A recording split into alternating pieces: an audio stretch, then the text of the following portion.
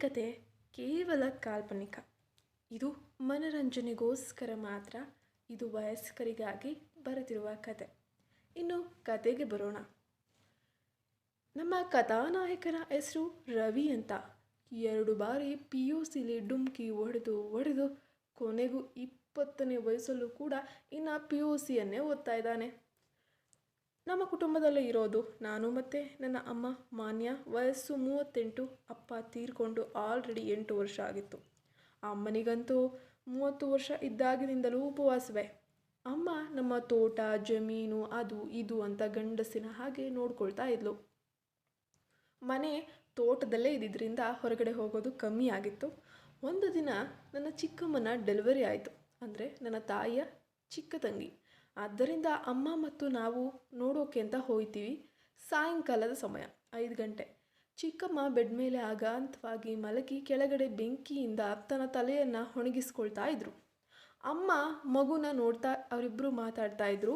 ನಾನು ಹಾಗೆ ಇವರಿಬ್ಬರು ಮಾತಾಡ್ತಿರ್ಬೇಕಾದ್ರೆ ನಾನು ಮೇಲೆ ಹೋದೆ.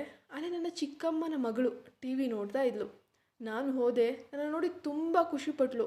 ಅಬ್ಬಾ, ನನ್ನ ಅಣ್ಣ ಬಂದ ಅನ್ನೋ ಖುಷಿ ಅವಳ ಮುಖದಲ್ಲಿ ಎದ್ದು ಕಾಣ್ತಿತ್ತು. ಅವಳ ಹೆಸರು ಬಂದು ಪವಿತ್ರ ಅಂತ. ವಯಸ್ಸು 19. ಅವಳು ಕೂಡ PUCಯನ್ನು ಕಂಪ್ಲೀಟ್ ಮಾಡಿ ಈಗ ಡಿಗ್ರಿಗೆ ಎಂಟ್ರಿ ಆಗಬೇಕಿತ್ತು. ಪವಿ: ಅಣ್ಣ ಹೇಗಿದೆಯೋ? ಚೆನ್ನಾಗಿದೆಯಾ ಅಣ್ಣ? ನಾನು ಹ್ಞೂ ಕಣೆ, ನೀನು ಹೇಗಿದೆಯಾ? ಪವಿ: ಹಾಂ ಅಣ್ಣ, ನಾನು ತುಂಬ ಚೆನ್ನಾಗಿದ್ದೀನಿ, ಬಾ ಕೂತ್ಕೋ, ನಾನು ಹೋಗಿ ಟೀ ಮಾಡ್ಕೊಂಡು ಬರಲಾ ಅಂದ್ಲು. ಅಮ್ಮ ಕೂಡ ಬಂದಿದ್ದಾರೆ ಅಂತ ಹೇಳಿದೆ. ನಾನು ಹ್ಞೂ ಕೆಳಗಡೆ ಇದ್ದಾರೆ. ಪವಿ ಕೆಳಗಡೆ ಹೋಗ್ತಾಳೆ. ಅವಳು ನನ್ನ ತಂಗಿಯಾದರೂ ನನ್ನ ನೋಟ ಅವಳ ಮೇಲೇ ಇತ್ತು. ನನಗೆ ಗೊತ್ತಿಲ್ಲ ಅದು ಸರಿ ತಪ್ಪು. ಅವಳು ಕೇವಲ ಹುಡುಗಿಯಾಗಿ ನನಗೆ ಕಾಣ್ತಿದ್ಲು ಅಷ್ಟೆ. ನಾನು ಕೂಡ ವಯಸ್ಸಿಗೆ ಬಂದ ಯುವಕ ಅಂದ ಮೇಲೆ ನನ್ನಲ್ಲೂ ಕೂಡ ಸ್ವಲ್ಪ ಏರಿಳಿತ ಆವ ಭಾವ ಎಲ್ಲವೂ ಕೂಡ ಬದಲಾಗ್ತಿತ್ತು. ನನ್ನಲ್ಲೂ ಆಸೆ ಹುಟ್ಟಿತ್ತು. ಹಾಗೆ ನಾನು ನಾರ್ಮಲ್ ಆಗಿ TV ನೋಡ್ಕೊಂಡು ಕೂತೆ. ಕೆಳಗಡೆ ಈ ರೀತಿ ಕಾನ್ವರ್ಜೇಷನ್ ನಡೀತಿತ್ತು. ಪವಿ: ದೊಡ್ಡಮ್ಮ ಚೆನ್ನಾಗಿದ್ದೀರಾ? ಅಮ್ಮ: ಹ್ಞೂ ಕಣೆ, ಏನೇ ಮತ್ತೊಬ್ಬಳು ತಂಗಿ ಬಂದುಬಿಟ್ಟಿದ್ದಾಳೆ. ಚಿಕ್ಕಮ್ಮ: ಅಕ್ಕ ಅವಳನ್ನು ನೋಡೆ, ತಂಗಿಯಿಂದ ಅವ್ರ ಅಣ್ಣ ಬಂದಿರೋದೇ ಅವಳಿಗೆ ಖುಷಿಯಾಗಿದೆ. ಪವಿ ನಗ್ತಾ ಇದ್ಲು. ಅಮ್ಮ: ಅಣ್ಣ ತಂಗಿ ಒಂದೇ ಹೊಟ್ಟೆಲಿ ಹುಟ್ಟಲಿಲ್ಲ ಅಷ್ಟೇ, ಆದರೂ ಪರವಾಗಿಲ್ಲ. ನೋಡು, ನಿನ್ನ ಚಿಕ್ಕಮ್ಮನನ್ನು ಮಾತಾಡ್ಸೋದು ಬಿಟ್ಟು ನಿನ್ನ ಅಣ್ಣ ನಿನ್ನನ್ನು ನೋಡೋಕೆ ಮೇಲೆ ಬಂದಿದ್ದಾನೆ. ಆದರೂ ಇಬ್ಬರು ಒಳ ಹುಟ್ಟಿದವ್ರಿಗಿಂತ ಹೆಚ್ಚಾಗಿದ್ದೀರಾ ಬಿಡಿ. ಚಿಕ್ಕಮ್ಮ: ಅಕ್ಕ ನೀನು ಹೋಗಿ ಕೈಕಾಲು ತೊಳ್ಕೊಂಡು ಫ್ರೆಶ್ ಆಗಿ ಬಾ. ಪವಿ ನಿಂಗೆ ಸ್ಟ್ರಾಂಗ್ ಆಗಿ ಕಾಫಿ ಟೀ ಅಥವಾ ಮಾಡಿಕೊಡ್ತಾಳೆ, ಹೋಗು. ಹಾಗೆ ಅವಳನ್ನು ಕೆಳಗೆ ಕರಿಯೇ. ಪವಿ: ಅಮ್ಮ ಸರಿ. ಈ ಕಡೆ ಅಮ್ಮ ಕೈಕಾಲು ತೊಳೆಯೋಕೆ ಅಂತ ಬಾತ್ರೂಮ್ಗೆ ಹೋಗ್ತಾರೆ. ಪವಿ ನನ್ನ ಹತ್ರ ಬರೋಕೆ ಮೆಟ್ಟಿಲನ್ನು ಹೇರ್ತಾ ಬರ್ತಿದ್ಲು. ನಾನಂತೂ ಅವಳನ್ನೇ ಗಮನಿಸ್ತಾ ಇದ್ದೆ. ಬಂದವಳೆ: ಅಣ್ಣ ನಿಮ್ಮ ಅಮ್ಮ ಕರಿತಾ ಇದ್ದಾರೆ, ಬೇಗ ಬರಬೇಕಂತೆ ಅಂತ ಹೇಳಿದ್ಲು. ನಾನು: ಯಾರಮ್ಮನೇ? ಪವಿ: ಅಯ್ಯೋ ನಮ್ಮಮ್ಮ ನಿಮ್ಮಮ್ಮ ಇಬ್ಬರು ಒಂದೇ ಅಂತ ಹೇಳಿ ನಗ್ತಾ ಹೋದ್ಲು. ನಾನು: ಸರಿ ಬಾ ಅಂತ ಹೇಳಿ ಇಬ್ಬರು ಕೂಡ ಒಳ್ಳೆ ದೋಸ್ತಿಗಳ ಹಾಗೆ ಕೆಳಗಡೆ ಇಳಿದು ಬಂದ್ವಿ. ಚಿಕ್ಕಮ್ಮ: ಏನೋ ತುಂಬ ದೊಡ್ಡವನಾಗ್ಬಿಟ್ಟಿದ್ಯಾ, ನೀನು ಸಣ್ಣ ತಂಗಿ ನೋಡಲ್ವೇನೋ? ಆ ಬೆಳೆದಿರೋ ತಂಗಿನ ಮಾತಾಡ್ಸೋಕೆ ಹೋಗಿದ್ಯಾ? ಈ ಪುಟ್ಟ ಕಂದಮ್ಮನ ನೋಡಿ ನಿನಗೆ ಮಾತಾಡಿಸ್ಬೇಕು ಅಂತ ಅನಿಸಿಲ್ವಾ?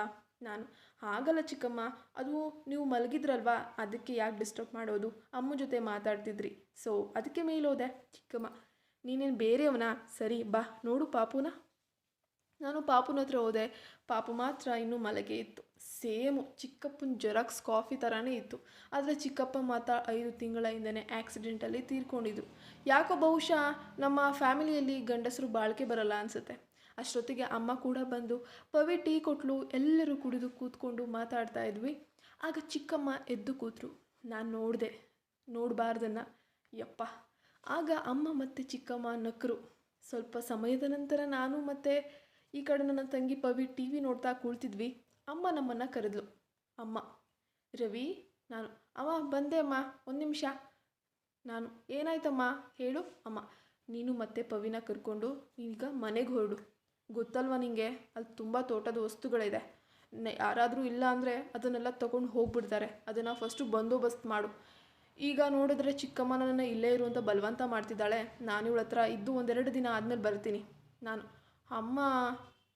ಚಿಕ್ಕಮ್ಮ: ಅಯ್ಯೋ ಹೌದಪ್ಪ, ನಿನಗೊಬ್ಬನಿಗೆಲ್ಲಿ ಬೇಜಾರಾಗುತ್ತೆ ಅಂತಾನೆ ಅಲ್ವಾ ನಾನು ಪವಿನ ಕಳಿಸ್ತಾ ಇರೋದು. ಅವಳು ನಿನ್ನ ಊಟ ತಿಂಡಿ ಎಲ್ಲ ನೋಡ್ಕೊಳ್ತಾಳೆ. ಹೇಗೋ ಈಗ ಅವಳು PUC ಎಲ್ಲ ಮುಗಿಸಿ ಅವಳಿಗೆ ಸ್ಟಡಿ ಮಾಡಿಸು. ಅಮ್ಮ 5 ದಿನ ಬಿಟ್ಟು ಬರ್ತಾರೆ. ಹಾಂ 2 ದಿನ ಅಂದ್ರಿ. ನಾನು: ಸರಿ ಬಿಡಿ. ಅಮ್ಮ ತಗೋ ಇಕ್ಕಿ ಹುಷಾರ್ ಕಣೋ, ಏನಾದರೂ ನಿನ್ನ ಖರ್ಚಿಗೆ ದುಡ್ಡು ಬೇಕಾದರೆ ಆ ಸಾಸಿವೆ ಡಬ್ಬದಲ್ಲೋ ಅಥವಾ ಪೆಟ್ಟಿಗಲ್ಲೋ ಇಟ್ಟಿರ್ತೀನಿ ತಗೋ. ನಾನು ಏ ಪವಿ ರೆಡಿಯೇನೇ? ಅವಳು ಬ್ಯಾಗ್ ತೊಗೊಂಡು ಬಂದಳು. ನನಗಿದೇನೋ ಒಳ್ಳೆ ಶಕುನ ಅನ್ನಿಸ್ತಿತ್ತು. ಆದರೂ ನನ್ನ ಮನಸ್ಸಿನ ಭಾವನೆಗಳಲ್ಲಿ ನನಗೆ ಸ್ಪಷ್ಟತೆ ಇರಲಿಲ್ಲ. ಆದರೂ ಅಷ್ಟೊಂದು ಭಾವನೆ ಕೂಡ ಆ ದಿನದಲ್ಲಿ ಇರಲಿಲ್ಲ. ಪವಿ ಸರಿ ಹೋಗೋಣ ಅಣ್ಣ. ನಾನು ಅಮ್ಮ ಚಿಕ್ಕಮ್ಮ ಬಾಯ್. ಅಮ್ಮ ಚಿಕ್ಕಮ್ಮ ಕೂಡ ಬಾಯ್ ಹೇಳಿ ನಮ್ಮನ್ನು ಹುಷಾರಾಗಿ ಹೋಗುವಂತೆ ಮನೆಯ ಬಾಗಿಲವರೆಗೆ ಬಿಟ್ಟು ಹೋದರು. ಆಲ್ರೆಡಿ ಸಂಜೆ 7 ಗಂಟೆ ಆಗಿಬಿಟ್ಟಿತ್ತು. ಅಲ್ಲಿಂದ 1 ಕಿಲೋಮೀಟರ್ ದೂರ ಇತ್ತು ನಮ್ಮ ಪ್ರಯಾಣ. ನಮ್ಮ ಮನೆ ಹಾಗೆ ಮಾತಾಡ್ತಾ ಮಾತಾಡ್ತಾ ಅದು ಯಾವಾಗ ಬಂದು ಸೇರಿದ್ವಿ ಅಂತಲೇ ಗೊತ್ತಾಗಲಿಲ್ಲ. ಅವಳಿಗೆ ಈ ಮಧ್ಯೆ ಒಂದಕ್ಕೆ ಅರ್ಜೆಂಟ್ ಆಗಿಬಿಟ್ಟಿದೆ. ಪವಿ ಅಣ್ಣ 1 ನಿಮಿಷ ಕಣೋ, ನನಗೆ ಒಂದಕ್ಕೆ ತುಂಬ ಅರ್ಜೆಂಟ್ ಆಗ್ತಿದೆ, ಹೊಟ್ಟೆ ನೋವ್ತಿದೆ ಅಂತ ಹೇಳಿದ್ಲು. ನಾನು ತಕ್ಷಣ ಗಾಡಿಯನ್ನು ಬ್ರೇಕಾಗಿ ನಿಲ್ಲಿಸಿದೆ. ಅವಳು ಎಲ್ಲಿಗೂ ಮರೆಗೂ ಹೋಗುವ ತಕರಾರಿಗೆ ತಗೊಳ್ಳಿಲ್ಲ. ಬಹುಶಃ ನನ್ನನ್ನು ಯಂಗ್ಸ್ ಅಂತ ಅಂದ್ಕೊಂಡ್ಲೋ ಏನೋ, ಯಾವುದೇ ನಾಚಿಕೆ ಮುಚ್ಚು ಮರೆ ಇಲ್ಲದೆ ಆ ದಾರಿಯಲ್ಲೇ ಕೂತು ಎಲ್ಲ ಮುಗಿಸಿದ್ಲು. ನನಗೆ ಮತ್ತೆ ಬೇರೆನೇ ಭಾವನೆಗಳು ಬರೋಕ್ಕೆ ಶುರು ಆಗ್ತಿತ್ತು ನನ್ನ ತಂಗಿ ಮೇಲೆ. ಮತ್ತು ಅಲ್ಲಿಂದ ನಾವಿಬ್ಬರು ಹೊರಟ್ವಿ. ಇನ್ನೇನು ಒಂದು 5 ನಿಮಿಷ, ಮನೆಗೆ ಬರೋ ಹೊತ್ತಿಗೆ 7:30 ಆಗೇ ಬಿಟ್ಟಿತ್ತು. ಪವಿ ಮೊದಲು ಕಿಚನ್ ರೂಮ್ಗೆ ಹೋಗಿ ನೋಡ್ತಾಳೆ. ಅಪ್ಪ ನಾನೇನು ಮಾಡೋಂಗಿಲ್ಲಪ್ಪ, ಇನ್ನೂ ಅಡುಗೆ ಹಾಗೇ ಇದೆ. ಪವಿ ಅಣ್ಣ ಅಡುಗೆ ಅಂತೂ ಇನ್ನೂ ಹಾಗೇ ಇದೆ, ಕೈ ತೊಳ್ಕೊಂಡು ಬಾರೋ, ಎಲ್ಲ ಬಿಸಿ ಮಾಡೋಕ್ಕಿಟ್ಟಿದ್ದೀನಿ, ಊಟ ಮಾಡೋಣ ಅಂತ ಹೇಳ್ತಾಳೆ. ನಾನು ಸರಿ ಕಣೆ 1 ನಿಮಿಷ. ನಾನು ಹೋಗಿ ಫ್ರೆಶ್ ಆಗಿ ಟೇಬಲ್ ಮೇಲೆ ಕೂತೆ. ಅವಳು ಬರೀ ಒಂದು ಪುಟಾಣಿ ಅಂದರೆ ಒಂದು 4ರಿಂದ 5 ವರ್ಷದ ಮಕ್ಕಳು ಹಾಕೊಳ್ಳುವಂತಹ ಮಿನಿ ಫ್ರಾಕನ್ನು ಹಾಕಿದ್ಲು. ಅದು ಸರಿಯಲ್ಲ. ಇಂತಹ ಹುಡುಗನ ಮುಂದೆ ಆ ರೀತಿ ಪುಟ್ ಬಟ್ಟೆ ಹಾಕಿದ್ರೆ ಅವನ ಮನಸ್ಥಿತಿ ಏನಾಗಬೇಕು? ಅದು ಅವಳು ಈಗಿಗೂ ಕಾಣೋ ಥರ ಶುರುವಾಗ್ತಿತ್ತು. ಅವಳ ಭಾವನೆ, ಅವಳ ಅಂಕು ಎಲ್ಲ ಅವನನ್ನು ಕೂಲ್ತಿತ್ತು. ತಂಗಿ ಎಂಬ ಭಾವನೆ ಹೋಗ್ತಾ ಇದೆ. ಪವಿ ಬಂದಳು ಊಟ ತಗೊಂಡು. ನಾನು ಬಾ ಪವಿ, ನೀನು ದಿನಾಲು ಇದೇ ಥರನ ಡ್ರೆಸ್ ಮಾಡಿಕೊಂಡು ಮಲಗೋದು? ಪವಿ ಹ್ಞೂ ಅಣ್ಣ, ತುಂಬ ಕಂಫರ್ಟೇಬಲ್ ಆಗಿರುತ್ತೆ. ಯಾಕೆ? ನಾನು ಹಾಗೆ ಕೇಳಿದೆ. ಸರಿ ಅಂತ ಊಟ ಮಾಡಿ ನಾನು ಹೋಗಿ ಎಲ್ಲ ಗೇಟ್ ಲಾಕ್ ಮಾಡಿ ಡೋರ್ ಲಾಕ್ ಮಾಡಿ ಬಂದೆ. ಆಮೇಲೆ ನಾವು ಮೇಲೆ ಹೋದ್ವಿ. ನಂದು ಮತ್ತು ಅಮ್ಮಂದು 2 ಬೆಡ್ ಇತ್ತು. ಅಮ್ಮ ಮತ್ತು ನಾನು ಒಂದೇ ಬೆಡ್ರೂಮಲ್ಲಿ ಮಲಗ್ತಿದ್ದು. ಅದರಲ್ಲಿ ನಾನೊಂದು ಅವಳೊಂದು ನಮಗೆ ಬೇಕಾದದನ್ನು ಆರಿಸ್ಕೊಂಡು ಎಲ್ಲ ರೆಡಿ ಮಾಡಿಕೊಂಡು ಮಲ್ಕೊಂಡ್ವಿ. ನಾನು ಪ್ರತಿದಿನದ ಹಾಗೆ ಮೊಬೈಲ್ನಲ್ಲಿ ಕಾಮಿಡಿ ನೋಡ್ತಾ ಇದ್ದಾಗ ಪಾಪ ಪವಿಗೆ ಬಹುಶಃ ಹೊಸ ಮನೆ ಹೊಸ ಜಾಗ ನಿದ್ದೆ ಬರಲಿಲ್ಲ ಅನಿಸುತ್ತೆ. ಅಣ್ಣ ನಾನು ನೋಡ್ತೀನಿ, ನಿನ್ನ ಪಕ್ಕ ಬರಲಾ ಅಂತ ಕೇಳಿದ್ಲು. ಇದೇ ನಮ್ಮ ಮುನ್ನುಡಿ ಆಗುತ್ತೆ ಅಂತ ನಿಜವಾಗಿಯೂ ಗೊತ್ತಿರಲಿಲ್ಲ. ನಾನು ಬಾ ಅಂತ ಸ್ವಲ್ಪ ಸರಿದೆ. ಬೇರೆ ಚಿಕ್ಕದು, ಒಬ್ಬರು ಮನಿಕೊಳ್ಳೋದು. ಅವಳು ಬಂದು ಮಲ್ಕೊಂಡ್ಳು. ನನಗೆ ರೋಮಾಂಚನ ಆಯಿತು. ಅದರ ತಂಗಿ ಏನೋ ಭಾವನೆ ಹೋಗಿದೆ ಅಂತ ಅಂದ್ಕೊಂಡು ಹೋಗಲಿ ಬಿಡಿ ಅಂತ ಸುಮ್ಮನೆ ಆದೆ. ಅವಳು ನನ್ನ ಭುಜದ ಮೇಲೆ ತಲೆ ಹಾಕಿದ್ಲು. ನನಗೆ ಒಂದು ರೀತಿ ಮನಸ್ಸಿನಲ್ಲಿ ಹೇರುಪೇರು ಉಂಟಾಗ್ತಿತ್ತು. ಬಹುಶಃ ಮುಂದೆ ನಡೆಯಬಹುದಾದ ಘಟನೆಗಳ ನೆನೆದು ನನ್ನ ಜೀವ ಆರಿ ಹೋದಂತಾಯಿತು. ಆದರೂ ಕೂಡ ಇದನ್ನು ನಿಲ್ಲಿಸೋಣ ಅಂತ ಮನಸ್ಸು ಹೇಳಿದ್ರೆ ಇನ್ನೊಂದು ಕಡೆ ಬೇಡ ಅಂತ ಹೇಳ್ತಿದ್ದೆ ನನ್ನ ಆಸೆಗಳು. ಮುಂದೆ ಏನಾಗುತ್ತೆ ಅಂತ ಮುಂದಿನ ಭಾಗದಲ್ಲಿ ನೋಡೋಣ. ಧನ್ಯವಾದ, ಶುಭವಾಗಲಿ. ದಯವಿಟ್ಟು ನಮ್ಮ ಚಾನಲ್ಗೆ ಸಬ್ಸ್ಕ್ರೈಬ್ ಆಗಿ ಸಪೋರ್ಟ್ ಮಾಡಿ ಸ್ನೇಹಿತರೆ.